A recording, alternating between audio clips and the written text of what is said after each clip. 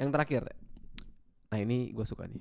Ketidakpastian adalah sesuatu yang harus dihadapi, bukan ditakuti. Karena ketidakpastian itu adalah sesuatu hal yang pasti. Iya, agree gue. Ketidakpastian adalah suatu hal yang pasti, maka setiap orang bertanggung jawab mempersiapkan diri dan semua hal lainnya sebaik-baiknya untuk melawan ketidakpastian. Karena ketidakpastian ada hal yang pasti. Itu yang gue lakukan. Kenapa sekarang kerjaan gue kalau ngomong apa, bangun pondasi. Dan lu saksi lah, Bil. Lu selalu lihat gue bagaimana hidup jauh di bawah kemampuan gue. Dan bukannya karena gue hemat atau apa, enggak. Memang Tuhan kasih rezeki berlimpah aja. Dan gue ya memang selalu spare-nya jauh. Itu buat apa sih? Gue selalu bilang kan, Bill, biarpun sekarang kita lagi momentum, kita gak pernah tahu kapan koreksi, kapan shit happen. Kita selalu ngomong just in case. Just in case. Maka persiapan. Gue lebih seneng ketika kita hidup cukup, enteng, tenang. Masa susah datang kita tenang. Daripada kita hidup maksa, kelihatan hebat, kelihatan keren, masa susah datang susah beneran.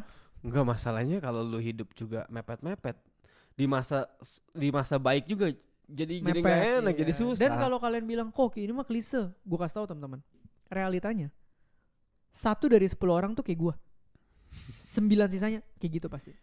Itu nggak usah ngomong, teman kita semua aja yang kita main bareng, yang selalu denger gue ngomong gini aja tetap ngelakuin itu. Bener lagi. Itu habit. Susah. Pak. Itu habit. Butuh apa ya? Butuh dia kepentok. Ya mungkin ya. Maksudnya backgroundnya kenapa kita bisa kayak gini, karena kita pernah kepentok. Iya, karena itu sih. Urgent. Why-nya kuat. Iya, urgensinya kerasa. Iya. Kita pernah ngerasain tiba-tiba pandemi omset 0. Iya. Geter anjir, tiba-tiba gak punya penghasilan. Dan minus loh. Iya, lu bayangin waktu pandemi kita tiba-tiba punya cicilan banyak, tabungan gak ada. Iyalah. Kelibet utang pasti jadinya. Betul. Habis pandemi bukan harta yang tambah banyak, utang habis udah. Iya, bunga lagi. Nah mungkin ini teman-teman yang udah ngalamin akan relate. Tapi buat teman-teman yang belum pernah ngalamin, jangan underestimate. Betul. Dan menurut gue sih harus orang-orang ini, gue lumayan sebel sama orang-orang.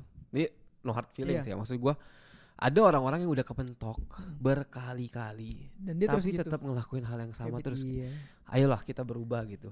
Iya, karena jangan mencobai Tuhan. Betul, memang segala sesuatu tidak pasti. Sekarang kita lagi bagus-bagusnya nih.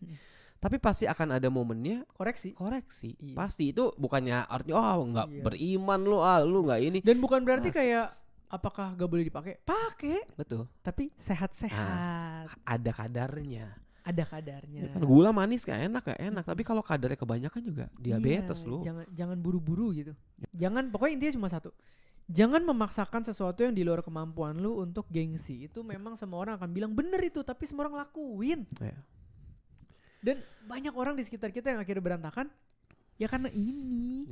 Gitu loh. Tidak siap menghadapi ketidakpastian. Iya. Padahal ketidakpastian kan pasti. Sekarang siapa yang nyangka sih Venezuela sehari presidennya hilang?